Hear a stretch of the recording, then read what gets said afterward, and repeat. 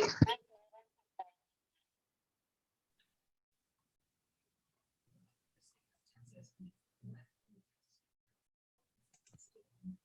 Good evening.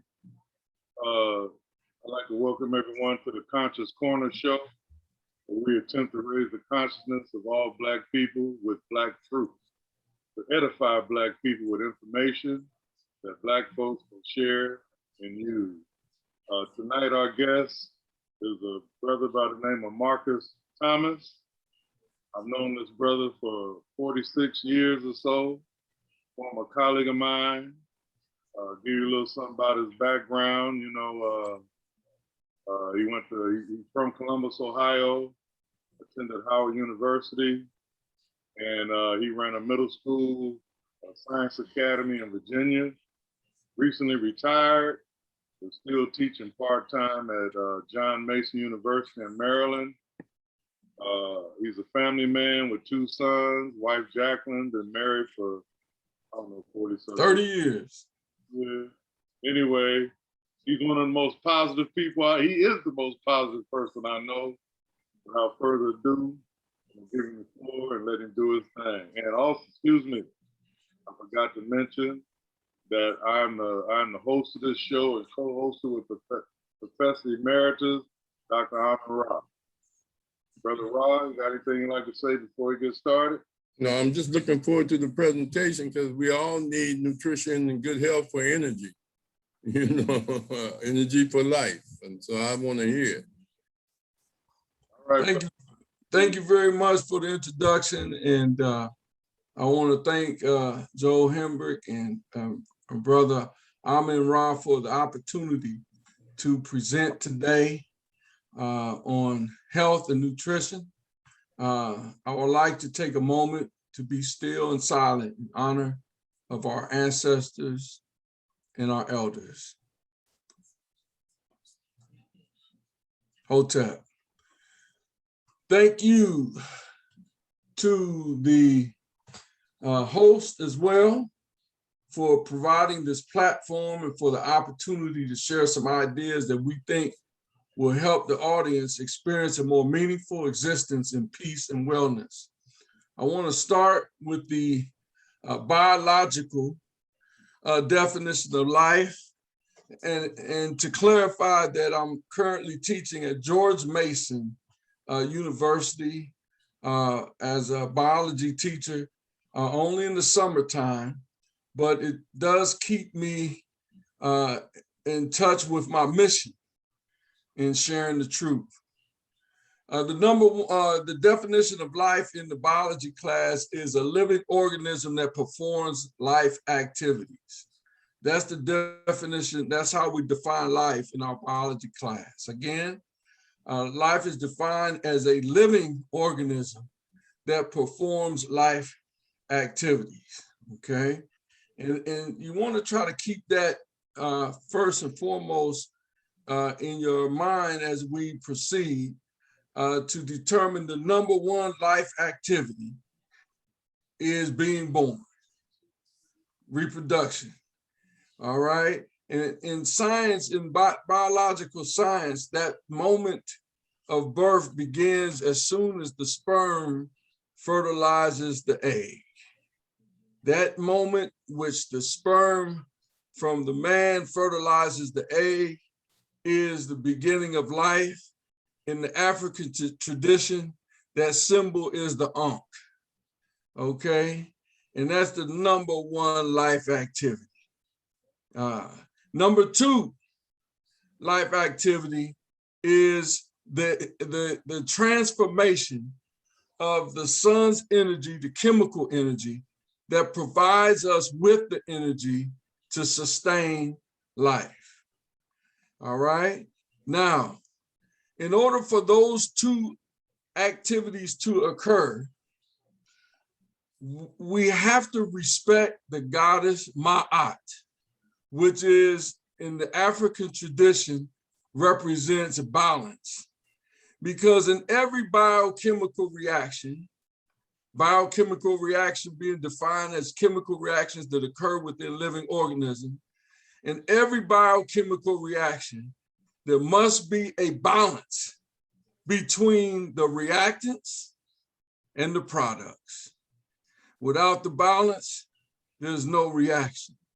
So that pretty much is the essential element to sustain the two most important reactions in life is my balance. Okay.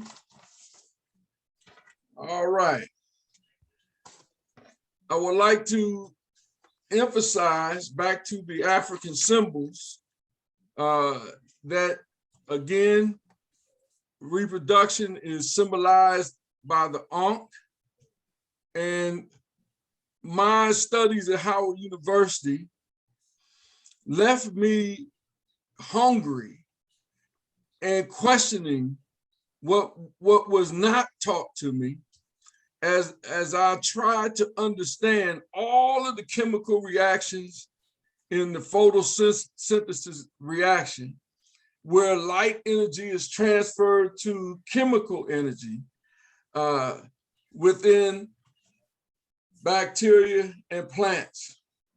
We learned all of the reactions on one side of this equation, and the light, how it breaks the chemical bonds of water, and the water releases all of this energy, and that energy is captured in creating the chemical bonds of glucose, taking CO2, carbon dioxide, bringing them together to form glucose. But when we got to that one point where that energy was transferred from light energy to biochemical energy, there was a big question mark in the science biochemistry class. And I'm like, sir, we've spent a whole year studying these reactions. You don't know the reaction that actually transfers the energy? And they said, no. But when I went on that tour with Dr. Ben in 1989 and went in the temple, I saw the answer to that question. And the answer to that question, we called it Ptah. Ptah is the name, it represents the creation of life from the sun. And that's what really, I was so excited to get that connection. And I'm excited to pass that on to you. Our mission today, if you agree to travel on this wellness journey, is to search for your truth, your personal truth, through the third eye, which is your pineal gland. Nourish your mind, body, and soul with air, water, and meditation, because the power of the universe is within you. All right. I'd like to allow those who have joined 5 minutes to answer any questions you have before I proceed to my slide presentation. Bonnie Johnny, brother. Marcus, again, asante for that in-depth information of going to the sacred land to get sacred information about the transformation of energy and light through Ma'at and through your experience with Dr. Ben. What year were you at Howard University? I was at Howard University from 1976 to 1982. 1976 to 82. Okay, because a lot of great teachers were there. And I spoke there about 3 or 4 times, so I just wanted to make sure. The other thing, but that was in the 90s. Okay. Okay. The issue that you was raising about procreation, the first, you said living organism performs life activities. Yes. That's the definition of life. Yes. And then you said one of the first actions was being born. Correct. And then you say that when the sperm fertilizes the egg, that's when life begins. Yes, sir. We were all single cell organisms at that time.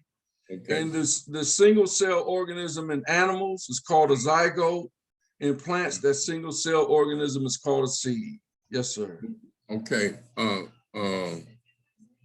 The other issue, okay, then you said that the transformation of nature of the sun energy. There are three transformations of the nature of energy.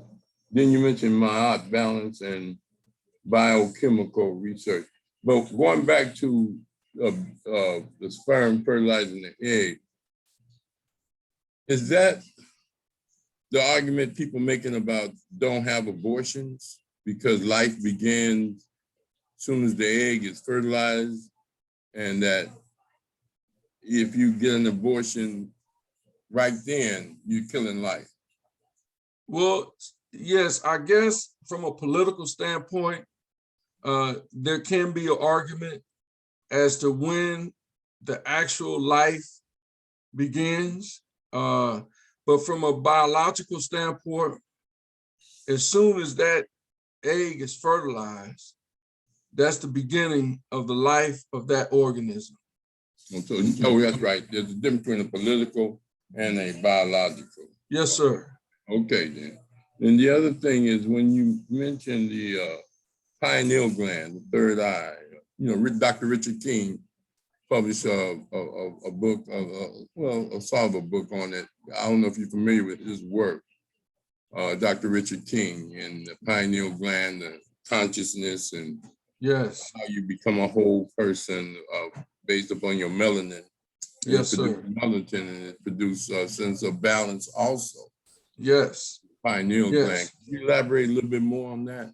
Sure. We have in nature, there are three axis of existence. There's a horizontal axis, vertical axis, and the axis that produces depth. Okay. And so we try to equate that in our own lives in reference to the mind, body, and spirit.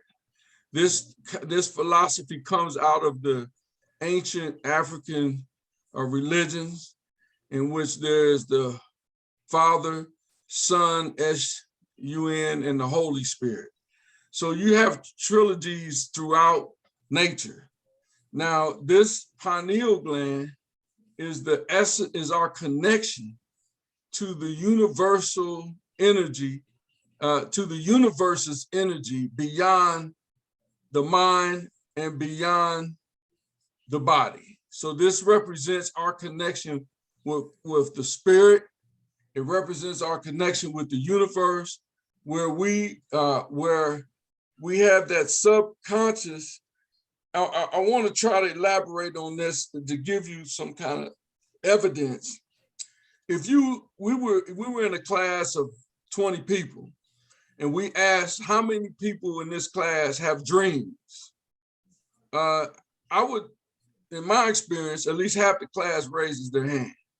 Okay, and I asked them, how many of you had dreams, and the dream actually happened after you saw the dream, and then later it happened. So at what point in time was your dream? Was it the present? Was it the past or the future?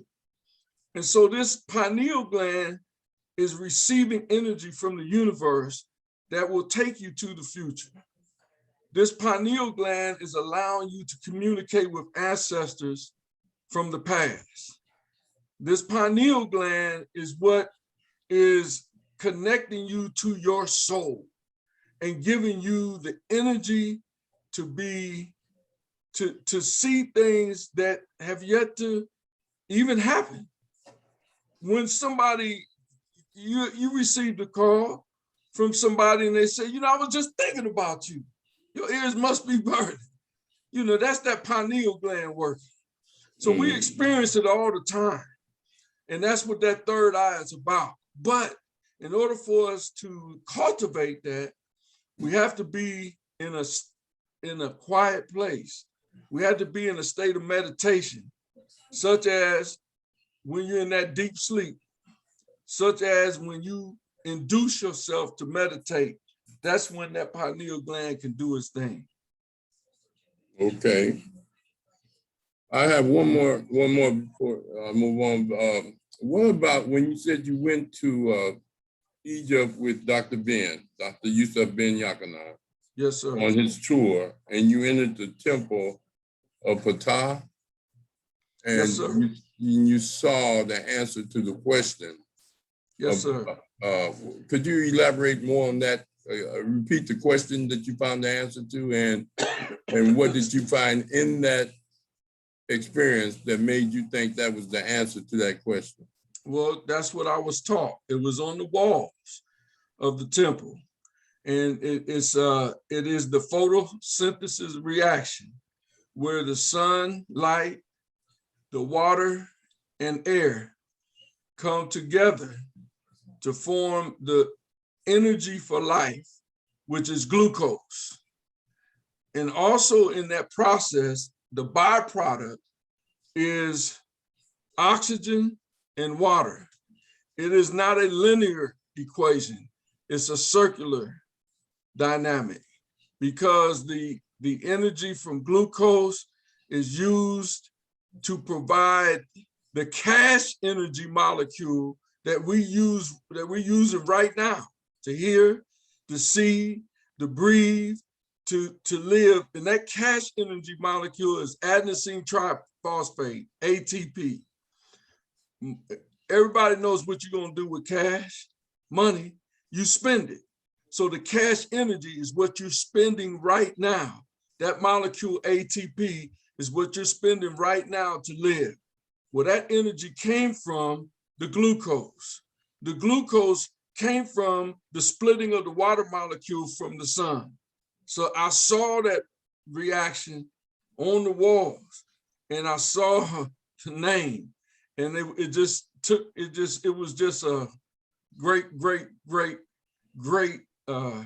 experience, man, to get the answer to a very, very, very important question as far as connecting the physical energy to the living energy for life. Okay, thanks. You're welcome. Mhm. All right, I'm gonna go ahead and put this slide, proceed by putting this slide up here. And I just want to kind of focus on two aspects of the slide. Let's see if, all right, so in this slide, I have titled Photosynthesis and Cellular Respiration. Photosynthesis, we've already described and defined as the light energy photo producing chemical energy. And synthesis means the production of a new molecule, okay? Cellular respiration is defined as the production of ATP, that's what respiration means, production of cash chemical energy in the cells. All right, prokaryotes is the name of the oldest cell, the oldest living form on this planet, which is bacteria. Bacteria fossils are 3.5 billion years old. They are single cell organisms. So that explains what this title is about, okay? All right, and so what I want to focus on is this chemical reaction. What I want to focus on is the comparison here between the cells from plants and the cells from bacteria. What these two types of cells have in common is photosynthesis. That's what they have in common, which means that the oldest organism on the planet, yes, the oldest prokaryotic organism on the planet gets its energy from the sun. The oldest plant on this planet gets its energy from the sun. That's why these two organisms are called producers in the food chain. Now, we are not able as humans to do photosynthesis to get our energy for life. So it is imperative in our everyday life that we consume as many plants as possible so that we can have the energy we need. I'm talking about the energy from nature, the energy that we need in order to live our lives, okay? Everybody has experienced the consumption of food that had no nutrients in it. After you eat a slab of ribs with some bread, you don't have energy. The first thing you want to do is go to sleep somewhere. After you eat, you're not supposed to be going to sleep. The purpose of consuming food is to get nutrients to give you energy, not take away energy. But if you change that same meal into a bowl of lettuce, tomatoes, onions, beets, the rawer, the better, after you had that meal, you're gonna wanna get up and do something. You're not gonna be sleepy and tired. And that's the evidence of what we should be consuming in order to have energy for life, because that is the purpose of this reaction, to make that glucose so that we can have that glucose transferred to ATP and have energy for our life activities. All right, so that's the point I wanted to make right here, just in this chart. All right, I'm out on that chart. Any questions on that concept?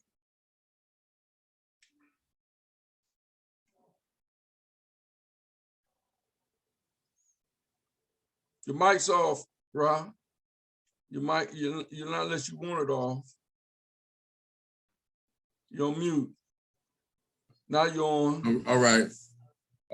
If no one else have any questions, I just wanted to raise a couple. Okay. When you say about bacteria, do plants have bacteria? They're separate organisms. And I'm gonna answer your question. No, they don't have it. Bacteria may become a part of a plant, like bacteria is a part of us as an organism. Okay, so if you're asking me, is bacteria in plants? The answer is yes. Bacteria is everywhere. It's inside of us, it's inside of plants, because these are microorganisms, very, very small organisms, okay? And so, yes, to answer your question, they are a part of plants. All right, now, when it comes to the sun, hitting the water and the energy, the sun is and the earth are part of a solar system, is that correct? Yes, sir. So is it the collective solar system that gives us the energy, or just the sun? Both. The collective solar system gives us energy through the pineal gland, and the sun gives us energy through this photosynthesis process by the food that we eat. So that's a great question. Okay. All right, collective universe, we get energy through that pineal gland. Okay. But the direct energy that we need to perform the life activities, as far as the cash energy we need right now to move, to hear, to see, to smell, to get rid of waste, all of those life activities require cash energy in the ATP molecule. And that energy from the ATP molecule comes from the glucose. Now, let's keep in mind, just common sense says this, but a lot of people don't really look at it like this, okay? If you want energy for life, would you eat something that's dead, do you think you're going to get energy to live from something that's dead? That's a question I ask my students all the time. And 100% know that you're not going to get energy from life from something that's dead. If you had a choice to get energy for life, would you choose something that's dead, like a piece of ribeye steak, or would you choose something that's alive with live nutrients, like a bowl of spinach, a bowl of lettuce, tomatoes, onions? And they would always choose, in order to answer that question, they know that in order for them to get energy for life, they need live nutrients. You're not going to get energy to live from dead nutrients. It's that simple. So when you say that, well, you know, because some doctors recommend you eat meat and fish for proteins and for various health reasons. So and when you said meat versus, well, you said you get more energy from vegetables, green vegetables, colored vegetables. Fruits. And fruits. Mm-hmm. Probably nuts too. Yes, nuts, legumes, beans. Yes. Okay, but what is the argument when they say that if you eat meat and, because, you know, Dr. Ben, I've been with him at dinner and all that, and he loves his meat. And I just said, but what I was asking is, you know, there are people say just eat in moderation. Right. It's the overeating that causes the problem. But if you can eat anything you want in moderation. Yes, I agree with that. Now, I like to say 80% of what's on your plate needs to be vegetables. All right, 80% of what's on your plate needs to be vegetables. And the more vegetables you eat in the course of the day, the more water you drink in the course of the day, and the more air you get in the course of the day, the more energy you have to live in that day. All right. Now, the thing with meats is that the fresher the red meats are out. Okay. And the reason why the red meat is out of the question is because of the byproduct that it produces in humans called uric acid. That uric acid is a straight up toxin that affects our joints and blood vessels. It's a toxin. That's the bottom line. Okay. Now, if people want to use it for seasoning purposes, I can understand that. But to actually consume that, and see, what people don't tell you is how they feeling at night, late, early in the morning after they eat their meals, man. They're not going to discuss the pain they went through getting to the next day because of that meal that they ate. Okay. And so, but we know that the pharmaceutical system has drugs that will mask these aches and pains that we get from our diet. Okay, they have those they have that set up. So it's imperative that we understand that live amino acids are in green leafy vegetables, and it's the amino acids that we use to make our proteins. Okay, and so you don't have to eat meat for protein. Let's go through this process. You eat the meat. That protein in that cow is for that cow. You eat it. Your body breaks down that protein. It's spending a lot of energy breaking that down. Then after you break it down, your body's expecting to get some energy from those amino acids to put those amino acids together to make your protein. But guess what? It ain't no energy in those molecules because it was dead. So you don't spend energy breaking it down, and now you're looking for energy to put it back together for your hair, your skin, and there's no energy there. And so that's why over time, you start to feel ill. You start to feel sick because you don't have the energy to live. Change your diet and you start getting those live nutrients, and your body starts to heal itself and you start feeling it. You start feeling alive again. And it's really that simple. But I want to emphasize two other points that you don't hear doctors or even nutritionists talk about. And that's doing breathing exercise and getting that oxygen in us in the morning and the evening. And then drinking at least 1 liter of water each day. Those are essential activities that we need to do to give our bodies energy to live. Drinking that water, 1 liter, and breathing, getting that oxygen up in our system. And we need to be doing that in the morning and the evening. Specifically, just doing what most people call yoga, and I just call doing breathing exercises, okay? And you can do it best way you can, whatever works for you, but that's something that we need to do twice a day. Another quick question.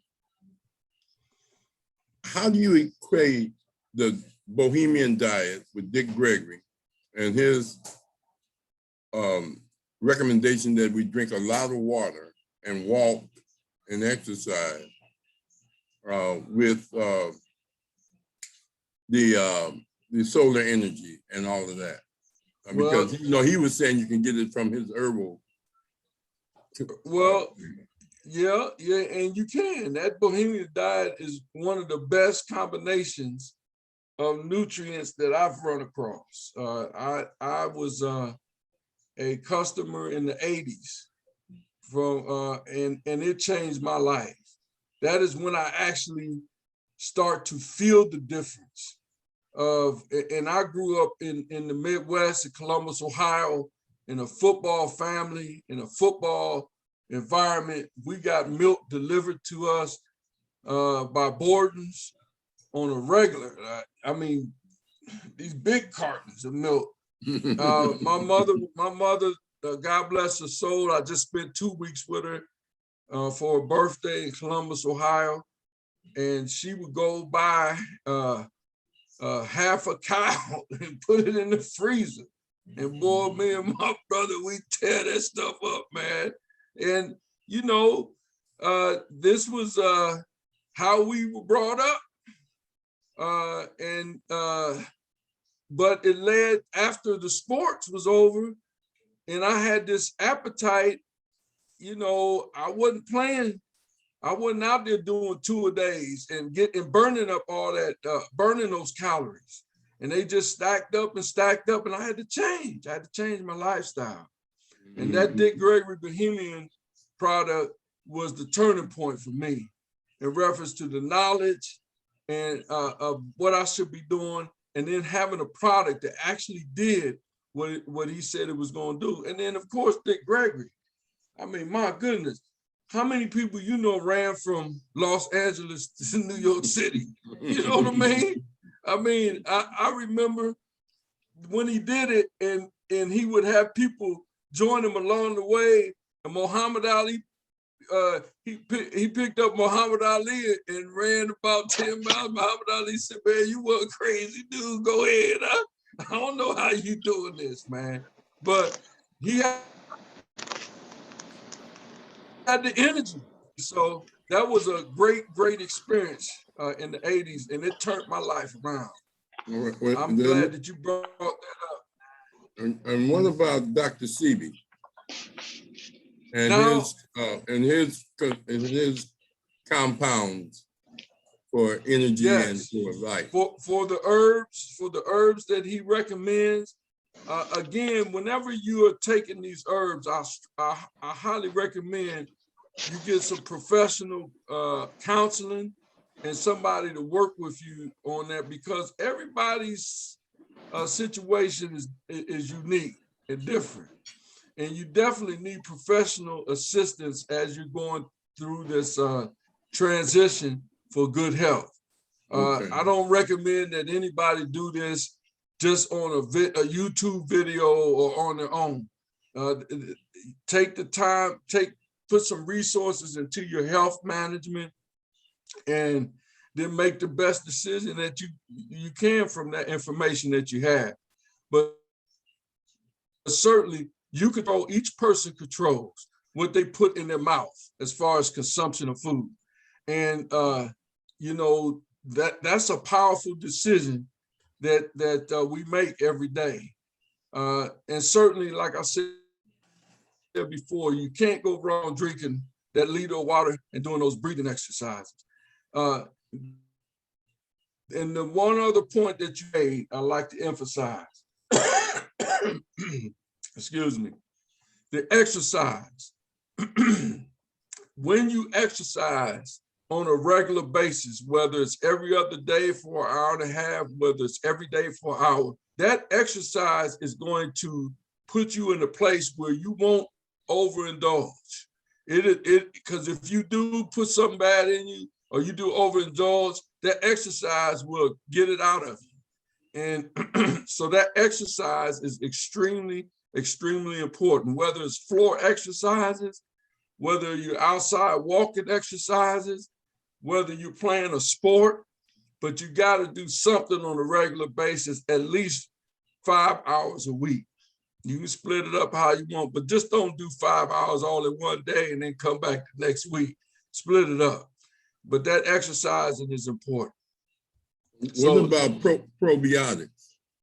Probiotics is that water and the vegetables will take care of that.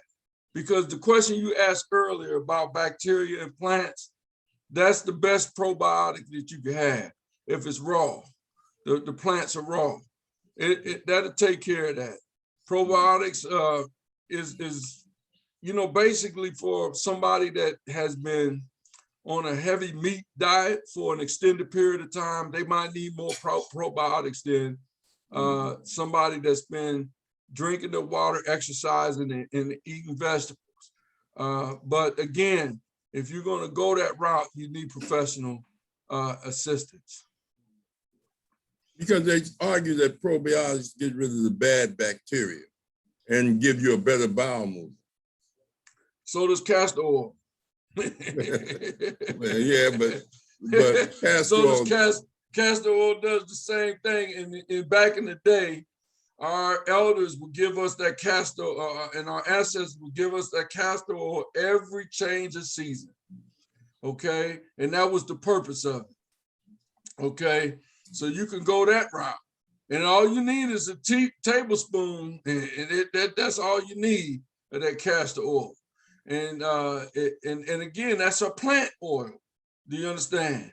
So when people talk about getting oil from fish, the plant oils are healthier for you. Okay, period. That's the bottom line. One more question. Yes, sir. How do you deal with the addiction of salt and sugar as far as trying to neutralize its addiction and its harmful effect? Because you talk about glucose, and sugar is produce glucose, I assume. I'm not correct, but how do we deal with that? Okay, so I was just speaking to my wife about this yesterday, and the challenge, and I spoke to my mom about it the day before. The challenge that we have when we go grocery shopping is that we may intend to go buy some fruits and vegetables, but by the time we get to the fruit and vegetable section, we filled our carts up with Cheetos, barbecue chips, Starburst, all kind of processed food with no nutrients in it. And we only get a little bit of, maybe a few bananas, maybe one bag of oranges. Well, what we need to do is get like 4 or 5 bags of oranges, get about 15 or 20 bananas, get 3 or 4 bags of grapes. Bottom line, fill your home up with those natural sugar, healthy fruits, and make sure they're right. And in the course of your day, when you are hungry and you want a snack, you can eat those fruits. You can have nuts, the whole cashews, the walnuts. These are in those of us who, you know, grew up near a farm, on a farm, or had to go to the farm in the summertime. You know that if you pick a head of cabbage and bite on it, it's sweet. That's the kind of sugar that's good for us, the sugar that's in these plants. And we can eat as much as we want of that. And it will not harm us.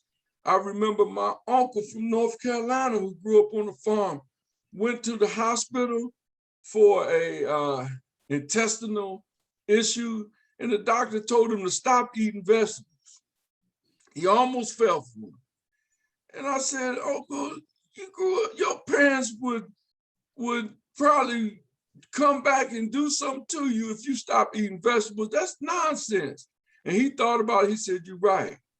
And he went on and stuck with the vegetables, and that intestinal problem was healed, because your body will heal it if you give it the right nutrients. But it's the toxins that we are ingesting that's causing the problem of sugar diabetes, of high blood pressure. It's the toxins that's causing the problem, not whole foods. So we have to change our diet, increase the amount of whole foods, increase the amount of water, increase the amount of air, and have that time where we meditate and have positive energy flowing through our system to get rid of those toxins and to uplift us. You know, you're around negative people and you know how you feel. You might be around negative situations at work. You know how you feel. You got to stay away from that as much as possible. Okay. You know, and as we get older, we've learned how to do that, you know. Yes. So that's beautiful. Mm-hmm. That's beautiful. So I thank you very much for those questions. And if I'm pretty much through with my presentations, and with the help of all those questions that you asked me, I mean, that's beautiful. I really appreciate that. Okay. Okay. Mr. Hembrick, you have any questions, sir? I want to see if any of the other people listening in, they have a question. You know, me and you've been talking for 40 years, so. Okay. Aziza, have any questions? Let's see who the participants are. Yeah, I see him in the chat room. Yeah. Hi, everybody. I more or less have a comment. I've been a vegetarian now since 2014, and you made a lot of good points, because I know one of my main questions that people ask me all the time is, what do you do for protein? What do you do for protein? And I don't need to do anything special to get protein. So I like how you, emphasize that point, that if we give our body the right stuff, that we make our own protein and we don't need it, from an animal product. Very good. Marcus, to answer that question? Well, I did address it. That's what she said, that the plants have the amino acids, which are the building blocks for protein. And those amino acids are live nutrients. So when you consume the plants, it has the energy to make your own proteins, the proteins that you need, versus eating an animal, a cow, for instance. You breaking down that protein, spending energy to break that protein down, and then you have dead amino acids that came from an animal. There's no energy in those amino acids. So your body is spending time trying to get rid of that instead of using those amino acids to make proteins. Now, when people talk about cancer, the cancerous cells come from those types of molecules. Those toxic molecules are used to make abnormal cells, and abnormal cells, they have abnormal growth, are cancerous. That's the definition of cancerous cells, and they come from toxins, basically. So you don't consume those type of products, you don't have problems with the cancer. Even if you have cancer, your body will heal itself if you give it the proper nutrients, period. And that's a fact. I teach my students all the time, what are some things that causes your cells to grow abnormally? And they say, well, exposure to radiation, yes. Exposure to chemical toxins, yes. That's what would cause your cells to die, which causes your cells to reproduce abnormally. But and so then when you get a disease, what do they give you to think that you're going to heal from the disease? Chemotherapy, those are toxins. Radiation, oh no, your body's gonna have a chance with that kind of therapy. So stick with those fruits and vegetables, stick with those the whole foods, that's what I call them. Nuts, fruits, vegetables, legumes. And I remember back in the day when we used to take in our lunch pail raisins, grapes, fruits, all that in our lunch pail. We might have a peanut butter and jelly sandwich every now and then, you know, tuna fish. Yeah, tuna fish to fill you up, you know, but on the most part, that's what we were snacking on, you know, and it would be a treat if you got an hour later, man, you know, you had that big thing or that big thing sticking jawbreakers. That would be a treat. But today, if you go to 7-Eleven and see what these kids are stocking up on as far as these, oh man, it's bad news. So I encourage them to, you know, change their diet. I encourage my age group, people over 50, to change their diet so that, you know, we can live a quality life, you know, and it's definitely diet related. And one thing that I noticed at this stage of my life, over 55, is that I noticed that if I'm looking at people in their 80s and the quality of life that they have in their 80s and 90s, and most of the people in their 80s and 90s are slim.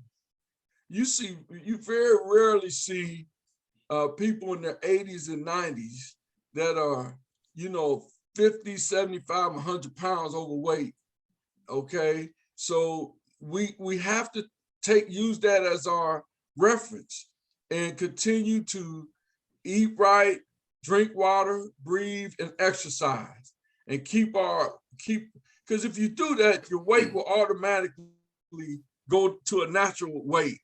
It automatically happens. And just focus on that, because that's what makes you feel good. And who doesn't want to feel good? Shit, I do, you know. Any other questions? I just wanted to make another comment.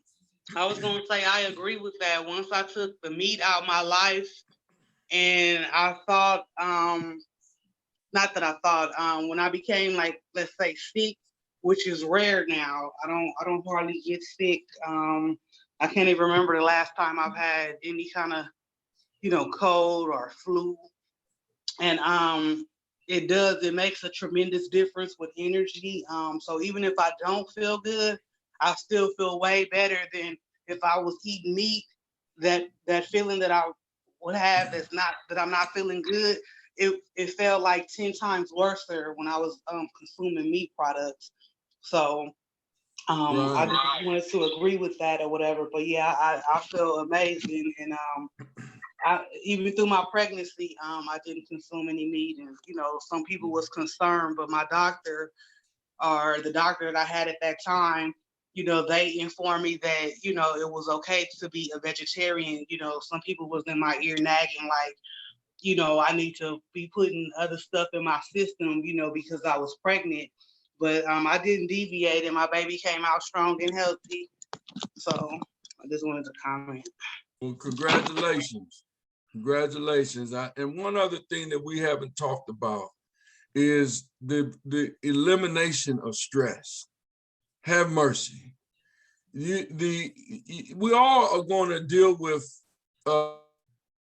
stress in our lives. And in a lot of cases, it's necessary to keep us strong. But we all know from experience, there's some certain amount of stress that you can just eliminate and everything's going to be all right. Okay. And the stress that I'm talking about is the stress that will not let you rest. Anything that's preventing you from resting and sleeping, you need to get rid of that, period. Okay. And so get some professional help to figure out how you can get rid of that rest that's preventing that stress that's preventing you from getting rest. If meditation and conciliation, and if that doesn't work for you, get some professional help, because the quality of your whole existence it is directly related to your ability to rest. And I share a story when I go speak, and I share this story that really changed my life. There's a phrase that we share in our culture when people pass away, and it's called rest in peace. But in the Ma'at tradition, Ma'at has a symbol of a balance. And on the right side of the balance is the feather of Ma'at. On the left side of the balance is your heart. And at the end of the day, we're talking about at the end of each day, your heart must be in balance with the principles of Ma'at. Did you do the right thing by yourself today? Did you respect your parents today? Did you tell the truth to the people that you love today? And if you did that, your heart will balance out with the principles of Ma'at. And at the end of the day, you can rest in peace. So you don't have to die to rest in peace. You just do the right thing today. And when you lay your head down tonight, you can rest in peace.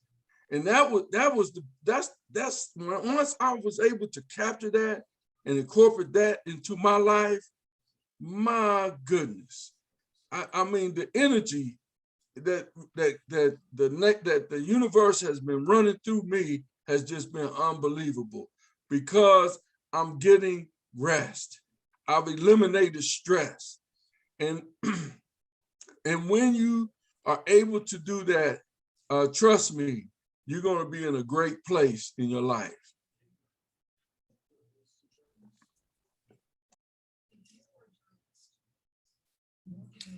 What about anyone else like to make a comment?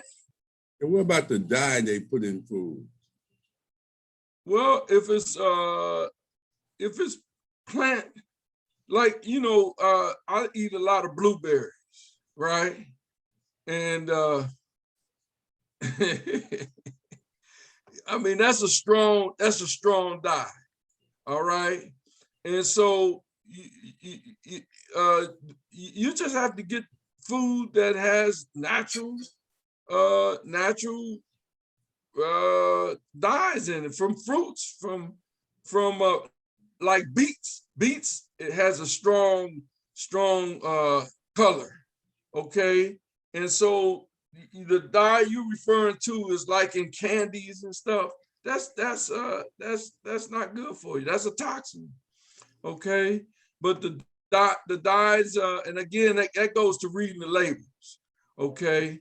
But I mean, we've all experienced good dyes versus the dyes in these candies and processed food. That's just a straight up toxin. So the bottom line is that what we eat is either going to be a toxin or a nutrient. It ain't no in between. Okay. The nutrient gives us energy for life. The toxin takes away energy. And that's the bottom line if you're talking about energy. And there's so many other options for us today, where we have farmers markets in the city, and we know people with gardens, and those are the people that you need to get your food from. It's really that simple.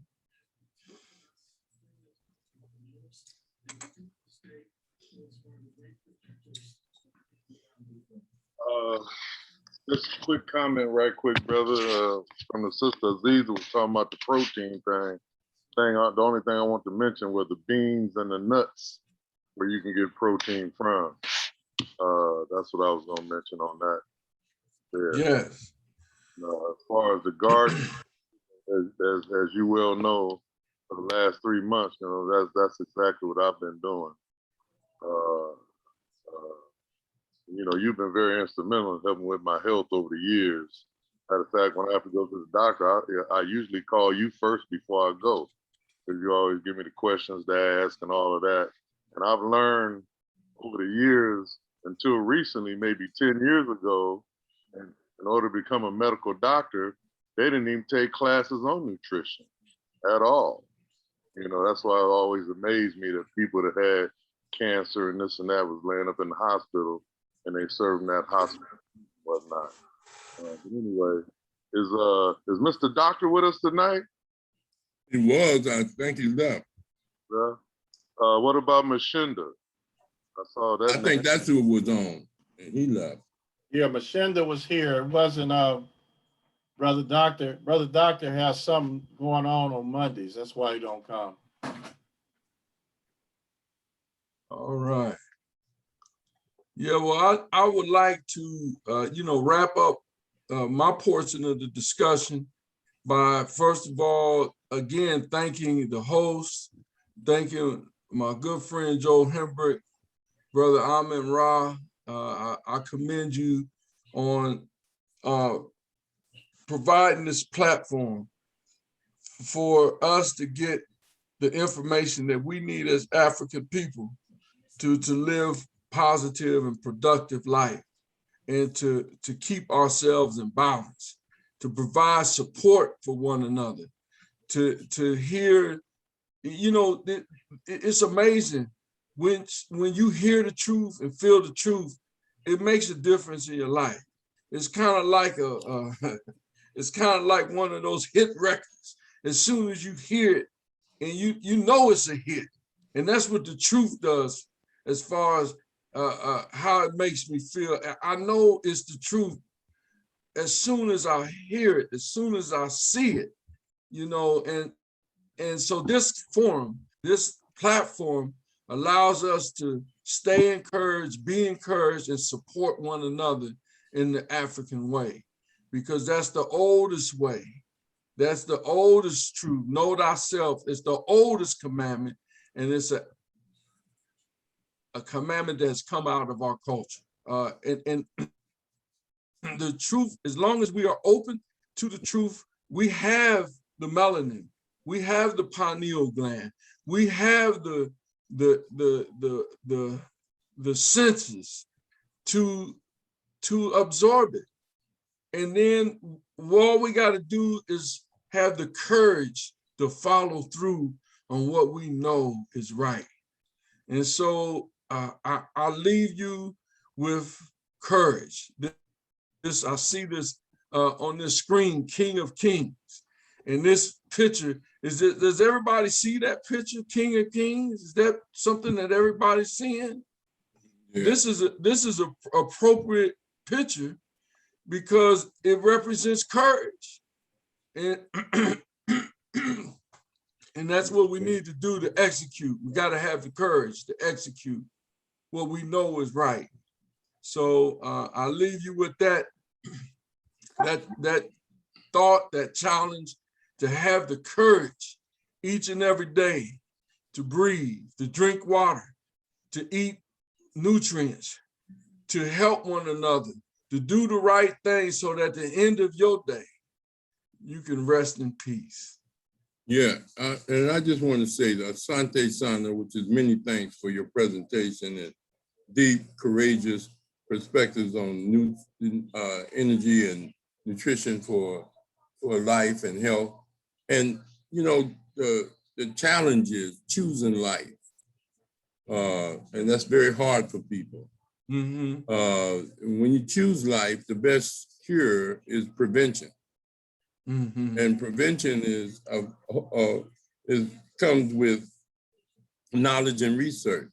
Many of our parents raised us on diets that contributed to our habits of eating and traditions of eating. They didn't know the things that we know now, because many of them weren't allowed to go to school, and many of them didn't live long enough to see things because the life expectancy was shorter.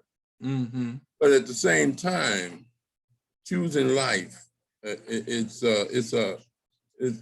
something that you try to ingrain in your children and start them off with food education, nutrition education, and health education as a part of parenting. Not just something that you send your kids to take a PE class for or a home economics class for. This is about, you're talking about cultural revolution. And a part of cultural revolution is foods, beliefs, philosophies, art, music, customs, and the ritualization of your existence. And in order to ritualize your existence, you must value your existence. And if you don't think you give yourself a purpose, to want to be healthy, and to see yourself in the future, like you were saying about there are very few people that are overweight that get to live a long life. There are some that do, but most people don't, because of the strain that they put on their body and their inner organs. Even if you look young on the outside, if you're 80, you're still old on the inside. And it doesn't matter. But the point is that this type of training is needed. And our biggest habit is being American and following their diet. When we were coming up, we used to have vegetable stew.